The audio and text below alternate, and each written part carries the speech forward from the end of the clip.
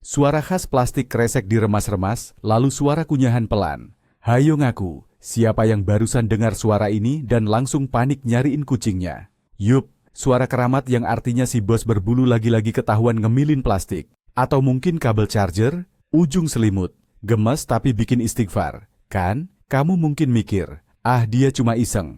Atau, kucingku emang agak aneh otaknya. Tapi gimana kalau aku bilang, hobi aneh ini bukan sekadar keisengan. Ini bisa jadi cara dia teriak minta tolong, sebuah tanda dari kondisi medis bernama sindrom Pica. Tenang, jangan panik dulu. Di video kali ini, kita akan jadi detektif dan membongkar semua rahasia kenapa kucing kesayangan kita suka makan benda-benda yang seharusnya nggak masuk ke perutnya. Siap? Sebelum mulai, coba tulis di kolom komentar, siapa nama kucingmu yang suka berbuat onar itu? Biar kita kenalan sama para tersangka. Oke. Sebelum kita menyelam lebih dalam ke dunia perplastikan, ayo kita ingat-ingat lagi kodrat dasar seekor kucing. Mereka ini kan predator mini, pemburu ulung yang di DNA-nya tertanam insting untuk menerkam, mencabik, dan ya, memakan buruannya. Di alam liar, mereka nggak cuma makan dagingnya, tapi juga tulang, bulu, dan organ dalam. Semua itu untuk memenuhi kebutuhan nutrisinya. Nah, masalahnya, kucing rumahan kita kan nggak perlu berburu tikus lagi. Makanan sudah tersedia di mangkok cantik yang kita belikan. Tapi, insting itu nggak hilang. Kadang, insting kunyah-mengunyah ini salah sasaran. Bukannya mangsa, malah tali sepatu kita yang jadi korban. Ini adalah salah satu kepingan puzzle dari perilaku aneh mereka. Tapi, ini baru permulaan. Ceritanya bakal jauh lebih kompleks dari sekadar insting purba. Jadi, apa sih sebenarnya sindrom Pica itu? Dengar namanya kayak mantra sihir ya, Pika-pika boom. Tapi ini jauh dari kata lucu. Secara sederhana, Pica adalah gangguan perilaku di mana kucing secara kompulsif memakan benda-benda yang bukan makanan. Bukan sekadar menjilat atau menggigit mainan, tapi benar-benar menelannya. Ini adalah perilaku yang didorong oleh suatu keinginan kuat, bukan karena lapar. Jadi kalau kamu lihat Anabulmu menelan sobekan kardus seolah itu snack paling enak di dunia. Nah, itu dia Pica.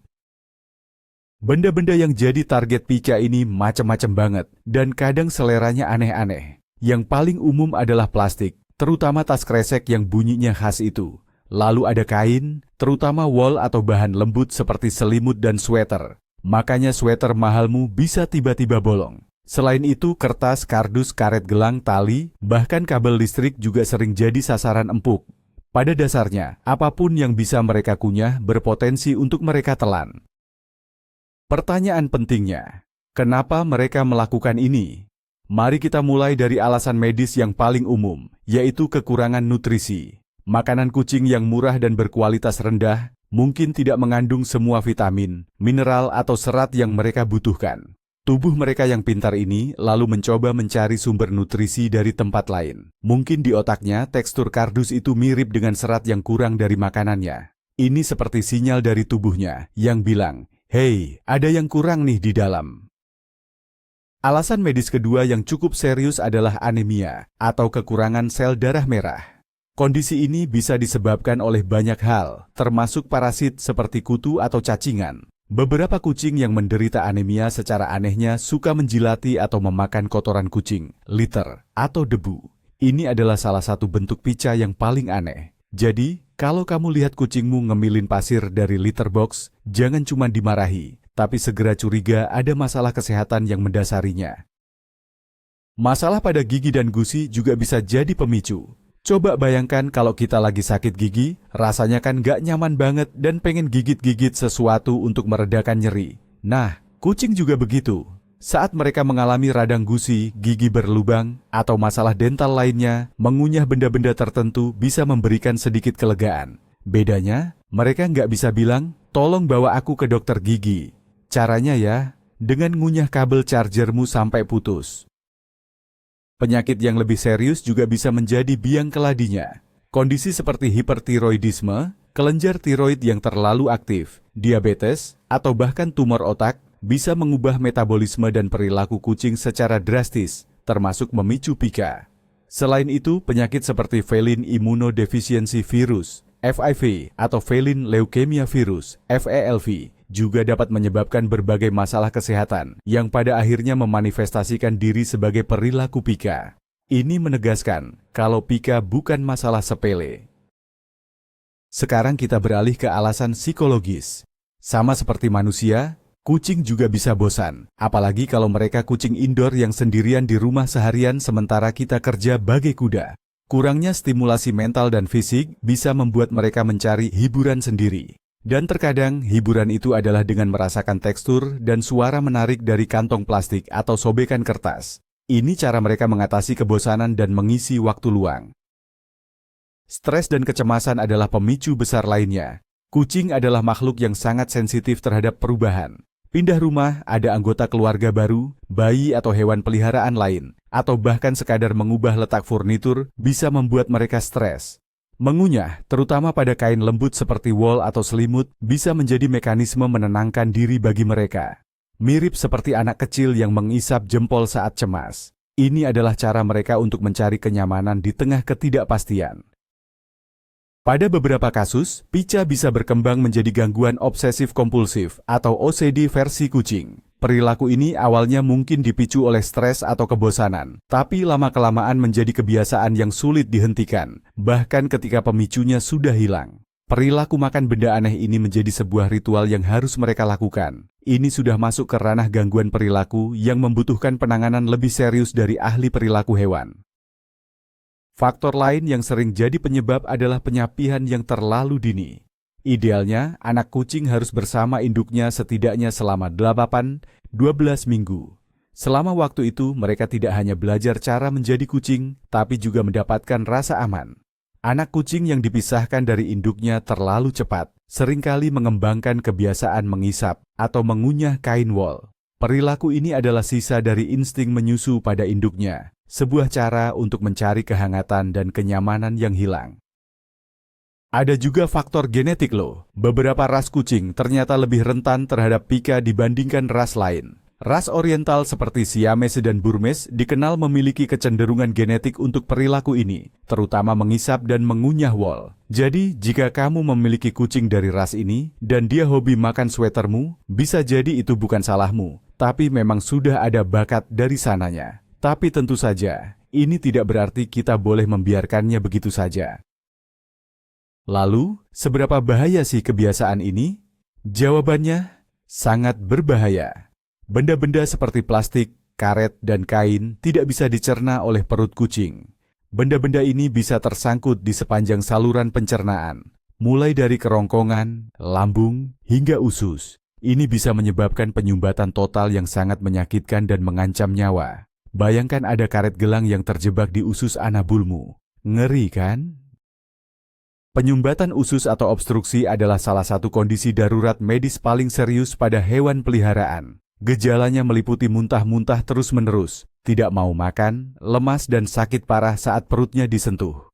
Jika ini terjadi, satu-satunya solusi seringkali adalah operasi besar untuk mengangkat benda asing tersebut. Operasi ini tidak hanya berisiko tinggi, tapi juga akan membuat dompetmu menangis darah. Jauh lebih baik mencegah daripada mengobati, kan? Selain penyumbatan, ada juga risiko keracunan. Banyak benda di rumah kita yang mengandung zat kimia berbahaya. Kabel listrik misalnya, jika digigit, bisa menyebabkan sengatan listrik fatal atau luka bakar di mulut. Benda-benda plastik atau karet yang mengandung pewarna atau bahan kimia tertentu bisa melepaskan racun saat dikunyah dan tertelan, menyebabkan kerusakan organ internal secara perlahan tapi pasti. Jangan anggap remeh. Lalu, bagaimana kita tahu kalau kucing kita punya masalah? Tanda-tandanya sebenarnya cukup jelas jika kita jeli. Tentu saja, yang paling utama adalah saat kamu menangkap basah dia sedang memakan benda aneh. Tapi selain itu, perhatikan juga gejala lain seperti sering muntah. Kadang ada potongan benda asing di dalamnya, diare atau malah sembelit. Penurunan nafsu makan dan berat badan juga bisa menjadi pertanda adanya masalah di pencernaannya. Perubahan perilaku juga bisa jadi petunjuk. Kucing yang biasanya ceria tiba-tiba jadi lesu, suka menyendiri, atau jadi lebih agresif saat disentuh di bagian perutnya. Ini adalah cara mereka menunjukkan bahwa mereka sedang tidak nyaman atau kesakitan. Sebagai budak yang baik, kita harus peka terhadap perubahan sekecil apapun pada majikan kita. Mereka bergantung pada kita untuk memahami sinyal-sinyal ini. Oke, cukup horornya. Sekarang, apa yang harus kita lakukan? Langkah pertama dan paling penting, bawa ke dokter hewan. Jangan coba-coba mendiagnosis sendiri atau mencari solusi di forum online. Dokter hewan akan melakukan pemeriksaan menyeluruh, termasuk tes darah dan mungkin röntgen, untuk menyingkirkan semua kemungkinan penyebab medis. Ini adalah langkah krusial untuk menentukan penanganan yang tepat. Jika penyebab medis sudah disingkirkan dan masalahnya lebih ke arah perilaku, maka tugas kita adalah memperkaya lingkungan hidupnya. Ajak kucing bermain secara teratur setiap hari. Sediakan mainan yang aman dan menarik untuk menstimulasi insting berburunya. Gunakan mainan pancing, bola, atau puzzle feeder yang membuatnya harus bekerja untuk mendapatkan makanan. Kucing yang lelah secara fisik dan mental adalah kucing yang bahagia dan tidak punya waktu untuk makan plastik. Langkah selanjutnya adalah cat-proofing rumahmu. Ini artinya, singkirkan semua godaan dari jangkauan si kucing. Jangan tinggalkan tas kresek, karet gelang, atau tali tergeletak sembarangan. Simpan pakaian berbahan wol di dalam lemari tertutup. Rapikan semua kabel dengan pelindung kabel. Mungkin terdengar merepotkan, tapi ini sama pentingnya seperti baby proofing, rumah saat punya anak kecil. Keselamatan anak bulmu adalah prioritas utama. Terakhir, sediakan alternatif kunyahan yang aman. Kamu bisa memberikan rumput kucing, cat grass, yang bisa mereka kunyah sepuasnya. Ada juga mainan kunyah, chew toys, yang dirancang khusus untuk kucing dan aman jika tertelan dalam jumlah kecil. Dengan memberikan pilihan yang lebih menarik dan aman, kita bisa mengalihkan perhatian mereka dari benda-benda berbahaya. Ini adalah cara kita berkompromi dengan insting alami mereka.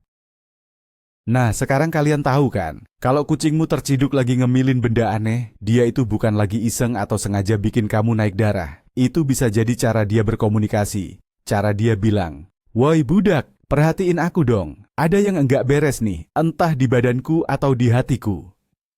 Merawat makhluk kecil yang penuh misteri ini memang kadang bikin pusing 7 keliling dan dompet menjerit histeris saat harus ke dokter. Tapi melihat mereka sehat, bahagia, dan melakukan tigidik di jam 3 pagi, semua itu terbayarkan, kan? Semoga video ini bermanfaat ya, para cat parent hebat. Jangan lupa klik tombol like jika kalian belajar sesuatu yang baru, subscribe biar nggak ketinggalan info penting seputar dunia perkucingan, dan share video ini ke temanmu yang kucingnya juga punya hobi unik. Sebagai penutup, aku mau tanya. Setelah nonton video ini, langkah praktis pertama apa yang akan kamu lakukan untuk anak bulmu di rumah? Ceritakan rencanamu di kolom komentar ya. Sampai jumpa di video berikutnya.